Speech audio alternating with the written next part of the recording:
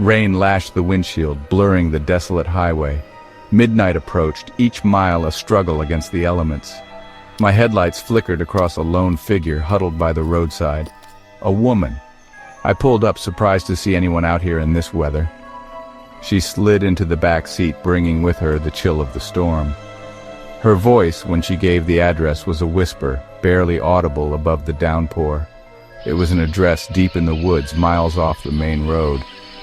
I glanced at her in the rearview mirror, catching only a glimpse of pale skin and dark hair plastered to her face. Then she turned her face away, melting back into the shadows of the back seat. The silence in the car was unnerving. The rhythmic swish of the wipers and the low hum of the engine did little to fill the void. I tried to make small talk, to break the tension, but my attempts were met with silence.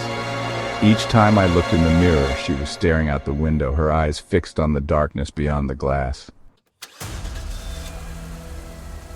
The highway gave way to a narrow, winding road that snaked deeper into the woods. Towering pines pressed close on either side, their branches heavy with rain. The further we drove, the heavier the atmosphere grew. The air felt thick, charged with an unseen energy that sent shivers down my spine. The woman in the back remained an enigma. She hadn't moved, hadn't spoken a word since giving the address.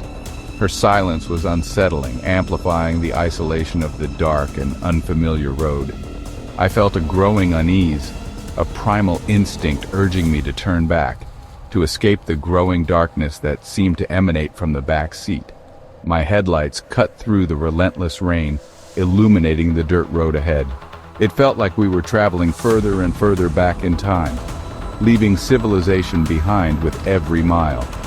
The silence in the car was broken only by the occasional creak of the old car's interior, a sound that seemed to echo the growing unease in my gut. The rain eased, finally offering a reprieve from the relentless downpour. I glanced in the rearview mirror, expecting to see the woman's pale face staring back at me.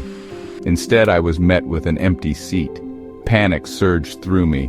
I slammed on the brakes, the car skidding to a halt on the slick road. My heart pounded against my ribs as I frantically scanned the back seat. Empty. The woman was gone.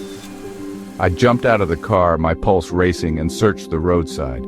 There was nowhere she could have gone. The woods were dense and unforgiving, the darkness swallowing any sign of her. A cold, unsettling fear gripped me, whispering that something wasn't right. Confused and frightened, I returned to the car.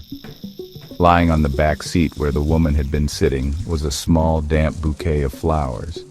The once vibrant blooms were now wilted and brown, their scent heavy and cloying. Beneath the flowers, I found a crumpled piece of paper. It was an obituary. The faded photograph on the page was of the woman who had been in my car. According to the obituary, she had died 5 years ago, killed in a car accident on this very road. My blood ran cold. The air in the car felt heavy, suffocating. The silence was deafening, pressing in on me from all sides.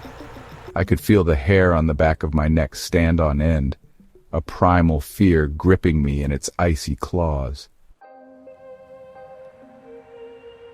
Despite the terror that threatened to consume me, I continued down the road.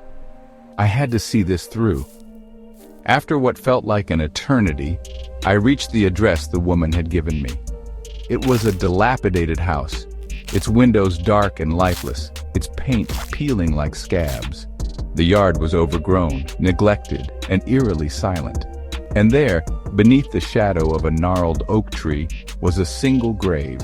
The headstone was weathered and worn, but I could just make out the name etched into the stone. It was the same name as the one on the obituary. I stood there for a long moment, the silence pressing in on me, the weight of the unknown heavy on my chest.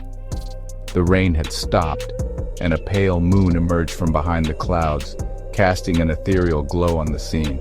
And then, I felt it. A cold presence, a whisper of something unseen. I didn't need to see to know that I wasn't alone. I was standing on sacred ground, a place where the veil between this world and the next was thin. I left the flowers on the grave and got back in my car, fleeing into the night. The image of the woman and the chilling silence of that drive would forever be etched into my memory. I had been a witness to something both terrifying and profound, a glimpse into a world that exists just beyond our perception.